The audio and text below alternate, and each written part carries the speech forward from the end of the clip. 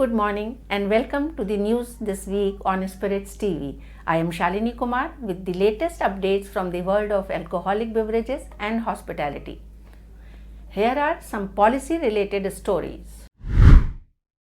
Bihar government has been asked by the Supreme Court to respond to petitions within 3 weeks which challenge the constitutional validity of its prohibition law. The Patna High Court has transferred similar pending petitions to the Supreme Court on the direction of the country's apex court while hearing the petitions, including one by the International Spirits and Wines Association of India. The apex court bench observed that all of these petitions question the validity of the prohibition law in Bihar. Digital technology has been proving to be an efficient tool to address challenges linked with spurious liquor and other malpractices in alcobev sector, and states have been applying the technology.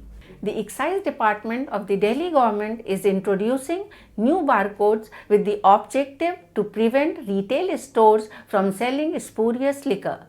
The new barcodes, prepared by Security Printing and Minting Corporation of India Limited, are at the testing stage and are expected to arrive in the next financial year. Once the security features are being incorporated into the labels of liquor bottles, it will enable customers to scan the barcodes through the department's upgraded mobile app and track the dates from bottling of the liquor at the distillery to reaching the store.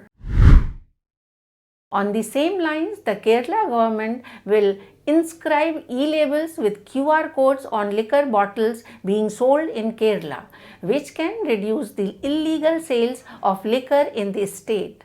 This will facilitate the authorities to scan and track the point of origin, point of sales and authenticity of liquor bottles in Kerala. According to the Rule 26 of the Foreign Liquor Rules 1953, it is compulsory to affix security labels over the liquor bottles being sold in the state. Presently, the security labels are fixed manually at warehouses of Kerala State Beverages Corporation.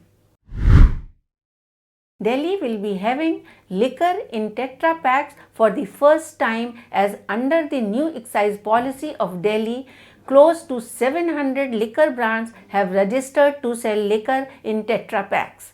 According to a news report, 2 liquor brands were already given approval by the Delhi government's excise department to sell liquor in Tetra packs. The Tetra packs are likely to be 180 ml.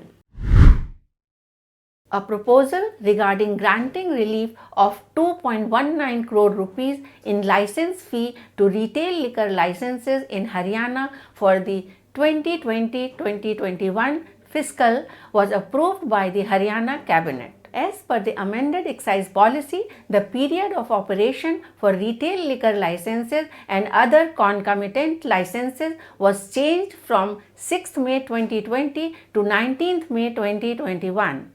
Some other relaxations were also given to the liquor licensees in Haryana so as to compensate for the adverse impacts of COVID-19 that they might have suffered.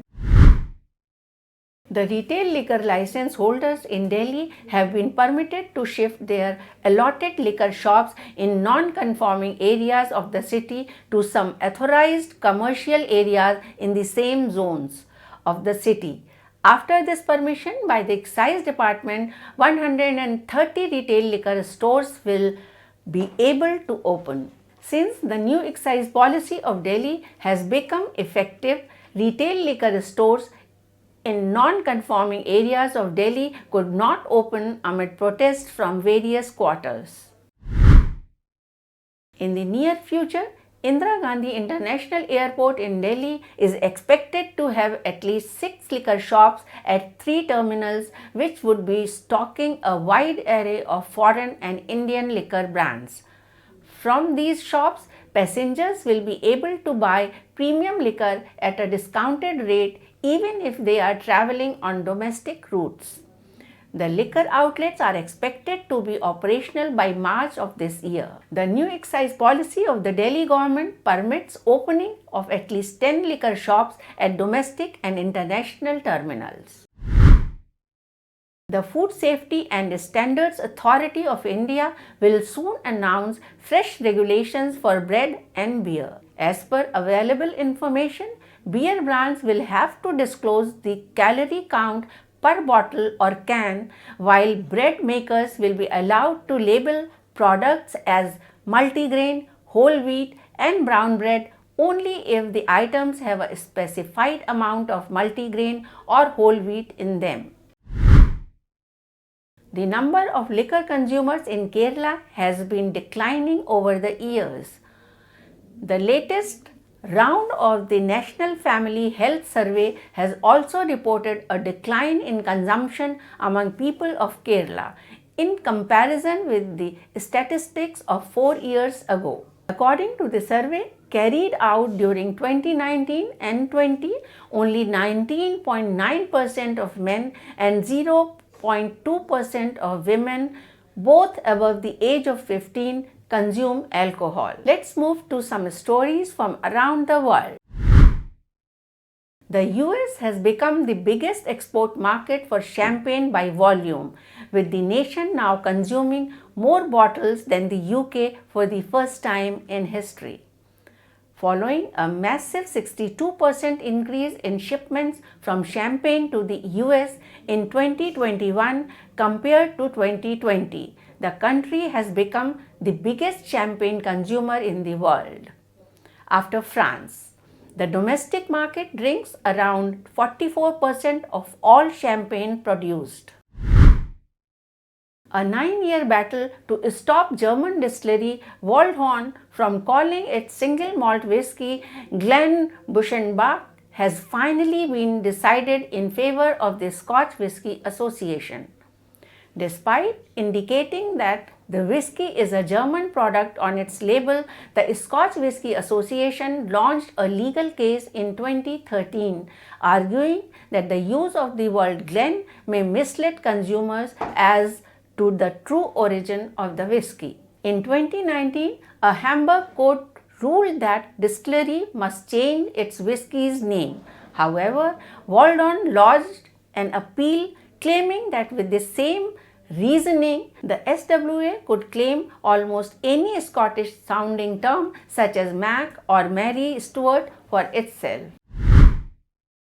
Bacardi has debuted in Indian-made bottling by launching Goodman brandy, which is exclusively available in southern state of the country. The brandy is aged for a minimum of 2 years in oak cask, a blend of grain spirit with French and Indian grape brandies. Boasting woody flavors with fruity notes of pear and apple, the palate is rich with hints of raisin, vanilla and honey. Goodman is available in the off-trade in southern states of India including Kerala, Karnataka, Telangana and Pondicherry.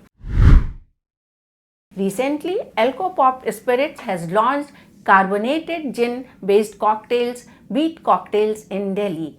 Beat Cocktails is the brainchild of two young entrepreneurs, Vidur Relan and Rohan Khare, who are passionate about disrupting the drinking culture in India. The brand's crafted cocktails are a healthier, lighter alternative to traditional alcoholic beverages and come in a unique flavor mixes like Beet Original, Watermelon Crush and Cucumber Ice to cater to the consumer's palate.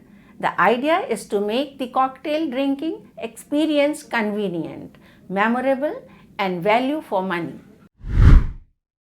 Portland-based Eastside Distilling has unveiled its second flavored whiskey, which is inspired by Luxardo Maraschino liqueur. It is the product of combining Eastside's rare whiskey blend with the Luxardo Maraschino liqueur.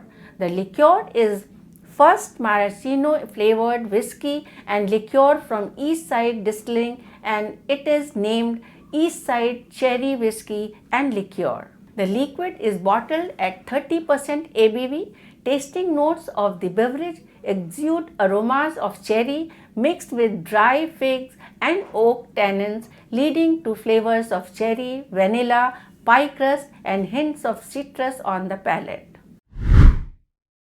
The blended Canadian whiskey brand Crown Royal is bringing whiskey lemonade, its newest ready-to-drink cocktail flavor. It is named Crown Royal Whiskey Lemonade. The beverage combines the refreshingly light taste of lemonade with fruity whiskey notes. Its effervescent taste comes with balanced levels of sweetness and tartness and plenty of whiskey character. Crown Royal Whiskey Lemonade is bottled at 7% ABV. With this, I wrap up this week's edition. I will see you next week at the same time. Till then, stay safe and say cheers with care.